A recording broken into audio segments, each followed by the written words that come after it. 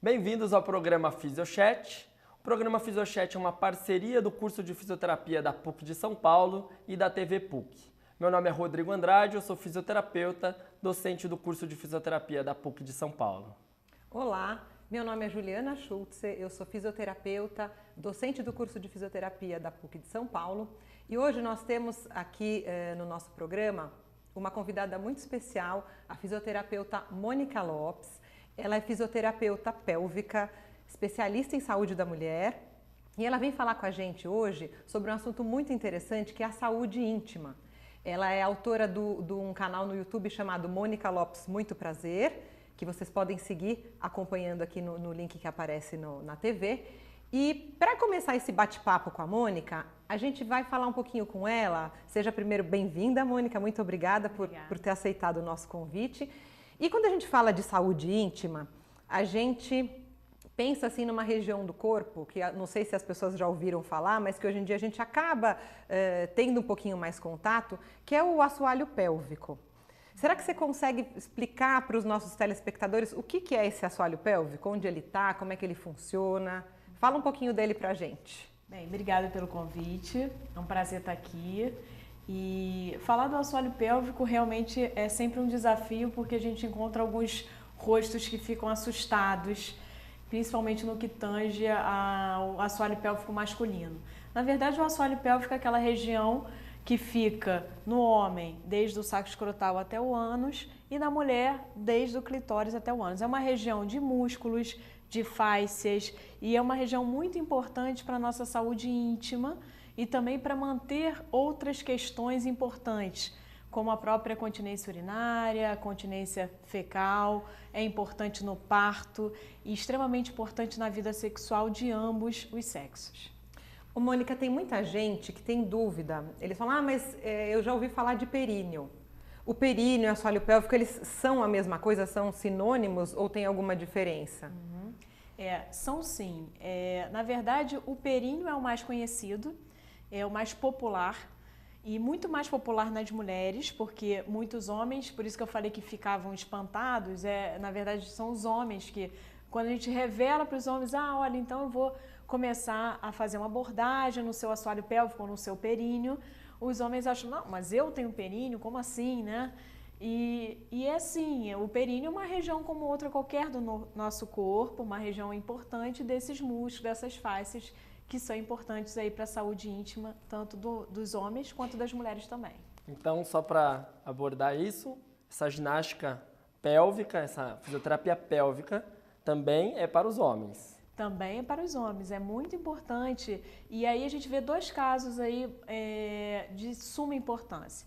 Quando o homem faz a cirurgia da próstata e ele pode cursar com a incontinência urinária, e também quando o homem tem alguma disfunção na parte sexual.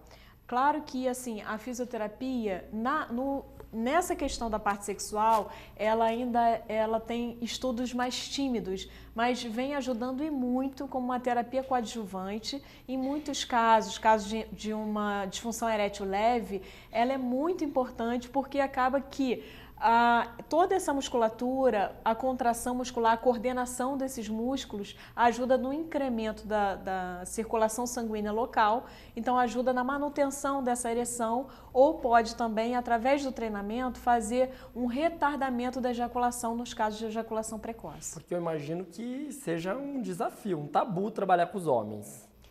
Mas quando o homem, eu acho que sim, a gente ainda tem muito tabu, infelizmente, né?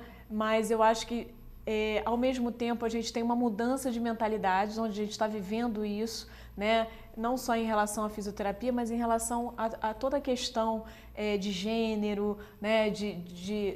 Da pessoa como um integrante social. Então, as pessoas estão abrindo mais as mentes, os homens estão procurando mais os urologistas, por exemplo, para fazer o exame da próstata, estão tendo mais consciência do corpo e nós, como agente de saúde, fazendo um programa como esse, é de muita importância para que a gente possa espalhar essa semente e mostrar aí às pessoas que isso é normal, que tem tratamento do mesmo jeito que as pessoas tratam uma pressão arterial, tratam uma diabetes, né? Por que não tratar também essa musculatura e esses órgãos que são tão importantes para a nossa qualidade de vida?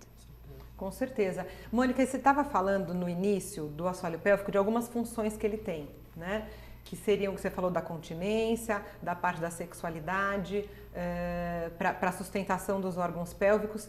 E daí, quando a gente pensa na mulher especificamente, a gravidez, ela acaba sendo um período crítico para esse assoalho pélvico, né? Então a mulher engravidou, ela aumenta o peso, a pelve dela sofre alterações. O que acontece com esse assoalho pélvico? Tem como a gente trabalhar, como a gente melhorar a função desses músculos ou prepará-los? O que você costuma fazer com essas pacientes? Você recebe muitas grávidas? Sim, é uma pergunta ótima, porque realmente eu recebo bastante gestantes. E é uma área da fisioterapia muito importante para essas mulheres. Na verdade, saindo um pouco do âmbito das gestantes e falando da mulher de um modo geral, para mim, eu acho que todas as mulheres deveriam incluir nas suas idas não vai no ginecologista? Deveria também incluir na mais tenra idade, assim que começasse a vida sexual, a ida ao fisioterapeuta pélvico, para conhecer melhor o seu assoalho pélvico, melhor o seu genital, saber de como é que funciona isso, diminuir aquele mito que toda relação, a primeira relação tem que ter dor. Então, assim, há vários benefícios ainda que não são tão explorados em relação à fisioterapia pélvica, mas devagar a gente está conseguindo isso. E uma área que também pode ser muito mais explorada e com parcerias, né, entre o obstetra, é justamente a área da gestante, dela ir ao ginecologista e ser encaminhada para a fisioterapia, porque a fisioterapia não tem um olhar só para o assoalho pélvico, que é de suma importância. Tem um olhar também para a respiração, para a postura, para todas aquelas alterações fisiológicas que são inerentes à gestação, para que a gente trabalhe tudo isso e que a mulher fique com muito mais conforto em toda a sua gestação e tendo também uma melhora do seu trabalho de parto, principalmente nos partos normais. Mas uma observação é importante fazer. A cesárea, apesar de, então eu vou fazer cesárea e vou proteger meu assoalho pélvico. Não existe nada na literatura que garanta que a cesárea seja um protetor do assoalho pélvico. Então a mulher, porque o útero ele cresce muito, então quando a mulher gera uma criança, todo esse crescimento, toda essa biomecânica muda e o assoalho pélvico também. Então, a mulher deveria fazer sessões de fisioterapia antes do parto e depois do parto para avaliar as consequências e melhorar também lá na frente, né? Toda Pensar mulher, né? Toda mulher, independente de toda ter história mulher na família, Exatamente. Tem que preparar, né? Exatamente. Tem um trabalho que diz que 30 anos depois é que a mulher pode desenvolver a consequência do parto lá atrás. Por quê? Porque isso não foi trabalhado. Então houve um aumento, principalmente no parto normal, esse trabalho. Então um aumento muito grande dessa distensão das fibras musculares ali, e que aquilo, enquanto tem colágeno, elastina, tudo bem, enquanto você está numa idade reprodutiva, com estrogênio ok, muito bem. Quando você chega no climatério e na menopausa, vem toda essa questão à tona e fica muito mais propenso uma mulher, principalmente multípara, né, que teve muitos partos, a ter uma incontinência urinária ou a desenvolver um prolapso, que é uma queda de bexiga ou de útero, enfim, o que a gente mais conhece popularmente é a queda de bexiga. Então é importante demais isso para a mulher.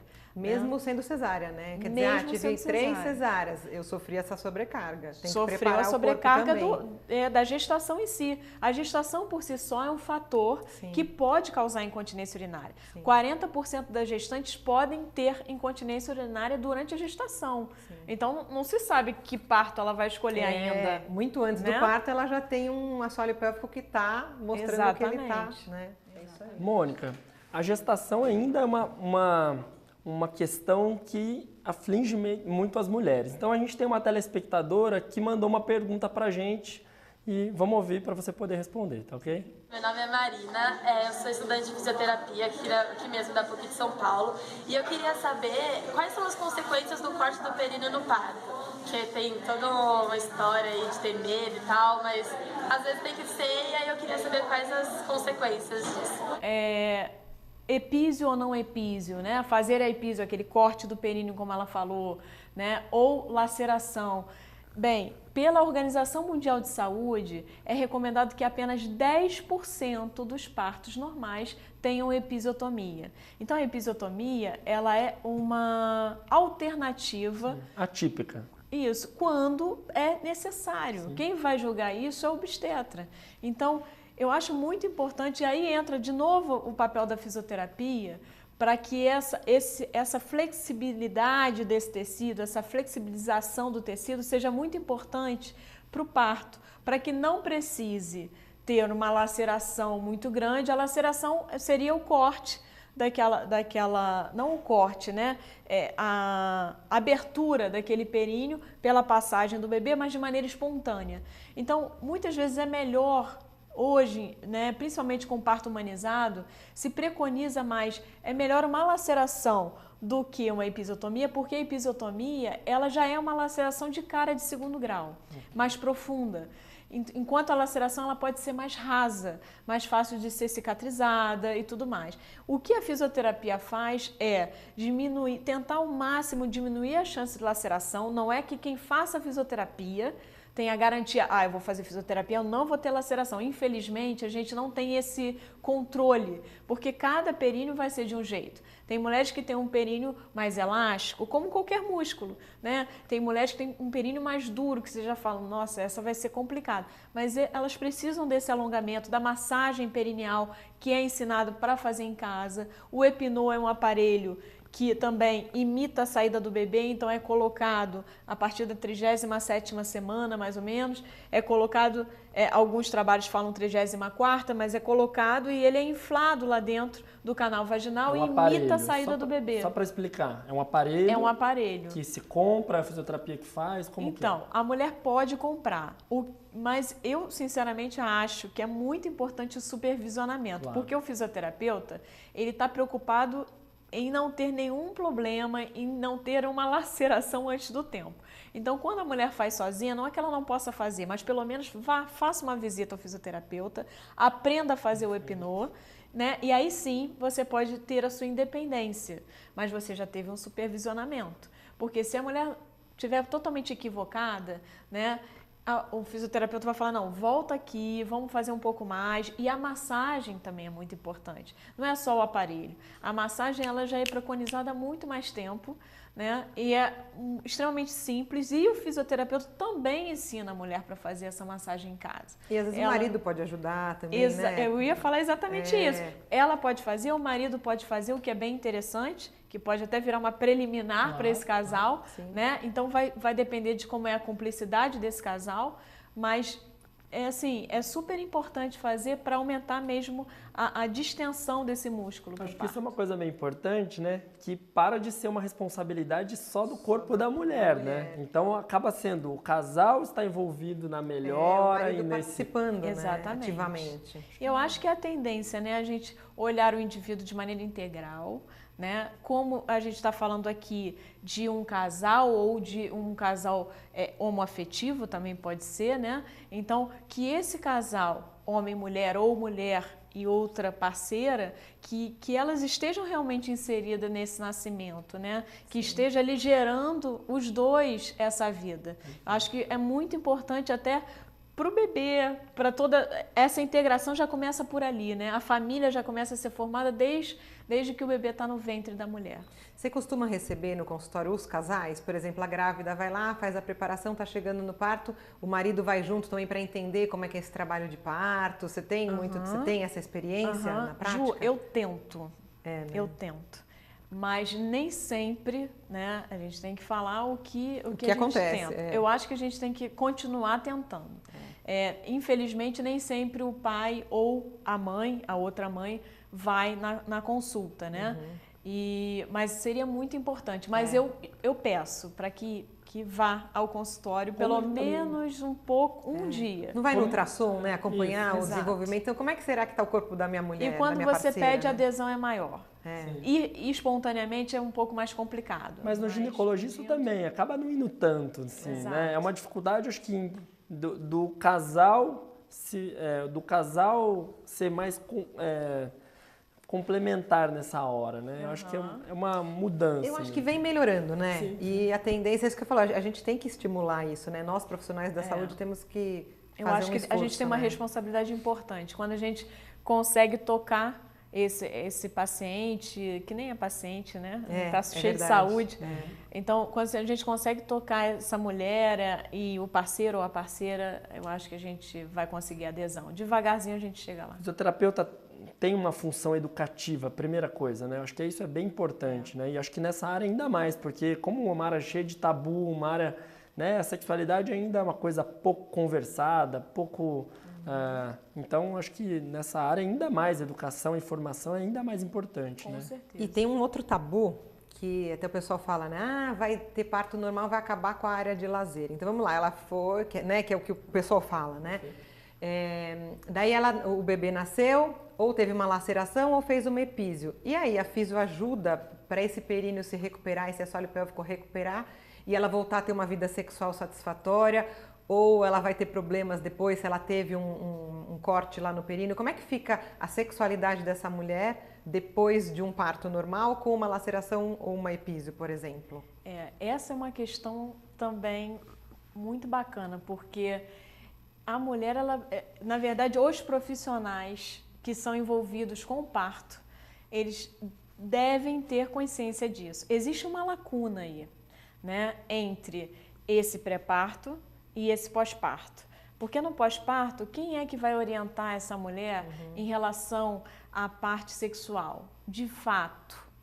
Mas assim, indo diretamente ao assunto e manipulando aquilo que está incomodando, né? Quem é que vai ter o olhar de saber que aquele tônus muscular, que aquela consistência muscular está mais rígida, está menos rígida, que a mulher está com medo e está fazendo uma tensão muscular por medo? Exatamente. Quem é que vai ter o olhar de estar conversando com essa mulher de posturas, de qual a atividade física também que vai fazer depois do parto? É o fisioterapeuta. Então, a hora que nós suprirmos essa lacuna e tivermos esse apoio dos nossos colegas obstetras, isso daí, para mim, vai acabar. Então, a questão do retorno da função, né? Existem alguns trabalhos que falam, depois de um ano volta a função, mas volta mesmo. E aquele outro trabalho que diz que a mulher pode ter incontinência urinária lá na frente, né? Pode ter consequências lá na frente. Ou e a dor, questão, quando você questiona uma gestante, quando você faz uma roda de pessoas que não fizeram a fisioterapia, é bem comum falar, o início foi horrível, eu tive a primeira vez que eu tive relação sexual foi péssima, eu fiquei insegura, doeu a beça. Às vezes basta uma insegurança, basta um trabalho de relaxamento, de respiração. Às vezes você nem toca no assoalho pélvico daquela mulher, tá entendendo? Então, eu acho muito importante essa parceria. Tem que aumentar isso mesmo, o pós-parto deve ser feito pela fisioterapia, não deve, né, abandonar essa gestante aí, nessa puérpera, no caso, depois do parto, para ela ficar no meio do caminho, não só para orientações da vida sexual, de como é que vai pegar esse bebê, de como é que vai porque tem todo o trabalho abdominal que também deve ser feito. E esse trabalho abdominal, se não for feito, se a mulher tiver um abdômen com uma diástase, com uma separação dos retos, como é que vai estar a coluna? Como é que vai estar o assoalho pélvico? Isso é uma caixa, né? Então não funciona separado, funciona junto, né? Então quando você trabalha no integral, você vê essa mulher de uma outra forma e conversar e tirar vários mitos e várias inseguranças que geram a mulher, falando que eu estou muito larga. Muitas vezes a mulher se acha larga, mas ela não está larga, ela está com uma flaccidezinha pós-parto que a gente vai tratar e vai melhorar, mas provavelmente o parceiro não vai sentir, porque uma flacidez, uma lacidão, né, nessa região, para que o pênis realmente tenha, está muito largo, não tem mais sensibilidade, teria que ser uma coisa burral, e não é isso que normalmente acontece. Então a fisioterapia vai até dar essa educação para essa mulher, que às vezes também tem muitos mitos também no pós-parto. Acho que uma dúvida do pessoal de casa é qual é a diferença da fisioterapia pélvica para o pompoarismo? É a mesma coisa, não é? Acho que a maioria das pessoas nunca sabe diferenciar uma coisa da outra. Claro que você falou que a fisioterapia é uma abordagem muito mais global, mas especificamente, qual a grande diferença? Eu vou dizer uma frase que eu sempre digo. A fisioterapia pélvica é o pompoarismo com ciência. A fisioterapia pélvica, eu não posso dizer que o pompoarismo ele não tem o seu lugar, ele não tem o seu papel, porque é uma técnica milenar. Então, eu acho que, no mínimo, a gente tem que ter respeito por uma técnica milenar, né? Só que o pompoarismo, ele não tem um monitoramento. Normalmente, o que a gente vê em cursos de pompoarismo são só palestras, explicam como é que é e tal, mas e aí? Se 30% das mulheres não tem conhecimento sobre o seu assoalho pélvico, não sabe contrair direito, como é que a gente vai fazer uma técnica só falando, olha, faz isso, contrai assim, contrai assado? Fica muito mais complexo. Então, a fisioterapia, ela tem não só a terapia manual, mas ela tem outros equipamentos que vão ajudar a conscientização daquela musculatura, a contrair certinho. Alguns trabalhos mais recentes que mostram a contração do assoalho pélvico com ultrassom, mostrando a contração em tempo real, vendo o que acontece, a gente fica mais espantado ainda, porque muitas mulheres que a gente acha que faz a contração correta, não faz a contração corretamente. Então, imagina isso só no input verbal, só ali pedindo. Então, acho que a fisioterapia ela tem um acompanhamento melhor, ela mostra ao paciente a sua evolução, né? Ela tem como mensurar essa evolução, ela tem um respaldo científico, né? E além disso, ela, enquanto o pompoarismo faz com as bolinhas de Benoit, que é bem interessante, sim, mas a fisioterapia pode dar um upgrade mais ainda. Tem os cones vaginais, que são pesos vaginais, né? Essas bolinhas têm mais ou menos 20 gramas. E os pesos vaginais que utilizam dentro do canal vaginal, que são técnicas que realmente a mulher faz em pé, fazendo as contrações, fazendo os exercícios funcionais, começam com 20 gramas, vão até 70 gramas. Além disso, força não é tudo. A coordenação é muito importante. Então, a gente tem alguns equipamentos como o biofeedback, que a gente vê toda a coordenação desse músculo e o mais importante, o paciente entende. Isso vai para o cérebro, isso faz outra conexão, tá entendendo? Então, eu acho extremamente importante que as pessoas saibam qual é a diferença para procurar realmente o que precisam, principalmente se tiverem alguma queixa de alguma disfunção associada. Mônica, tem uma telespectadora, até que você falou de queixa, de dúvida, ela mandou uma pergunta porque ela fez uma cirurgia e parece que ela está com algum probleminha. Vamos ver o que ela tem de dúvida? Vamos lá, você responder. Oi, meu nome é Ana Maria Trindade, eu fiz esterectomia quando eu tinha 42 anos. Gostaria de saber se é normal a perda do xixi depois desse procedimento. Esterectomia é retirada do útero, né? Pode ser uma esterectomia total, retirada do útero e dos ovários. E a gente tem os órgãos pélvicos, né? Eles estão, entre aspas, deitados assim uns sobre os outros. Então, a gente tem a bexiga, o útero e o reto. Quando a gente tira um órgão, os outros tendem a se acomodar.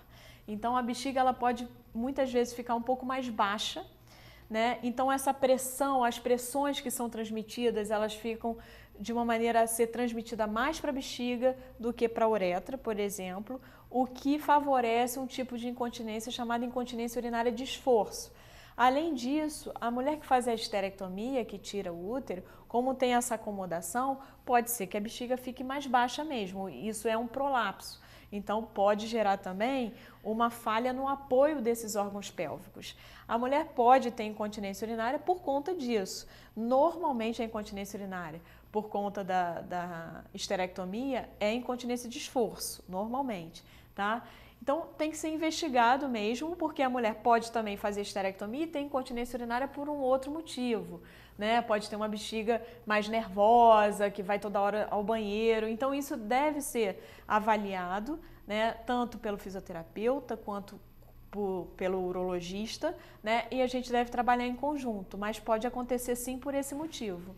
Você me falou sobre um dado, 30%. Eu fiquei um pouco pensando sobre esse dado. 30% das mulheres não sabem contrair o seu assoalho pélvico.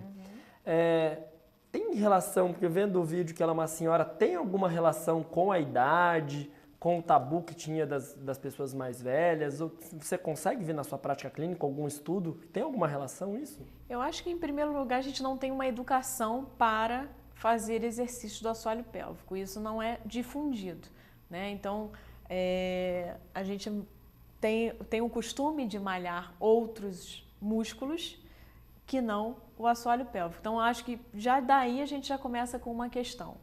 A outra questão é realmente da onde ele está, né? Por estar ali na parte genital, essa musculatura é uma musculatura que tem uma dificuldade para algumas pessoas acessarem essa questão, porque é quase que um acesso imediato à sua sexualidade.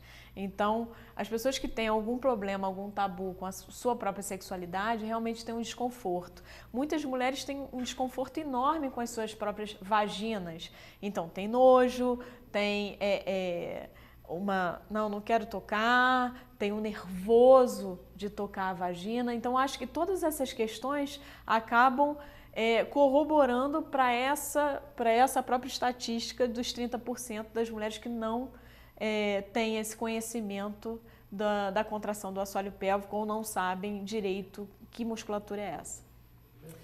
E a gente está acabando com o nosso tempo aqui de entrevista. Foi muito bom falar desse assunto polêmico e que precisa ser cada vez mais falado, né? Então, até essa questão da educação, eu acho que você estar aqui falando disso para o nosso público é muito importante. Espero que essa entrevista seja muito visualizada, que as pessoas compartilhem, para que a gente possa passar essa informação para frente. A gente agradece muito a sua presença, foi muito gostoso esse bate-papo. Foi uma aula, mais do que um bate-papo, foi uma aula. Agora você já sabe até do seu assoalho pélvico, né? Com certeza.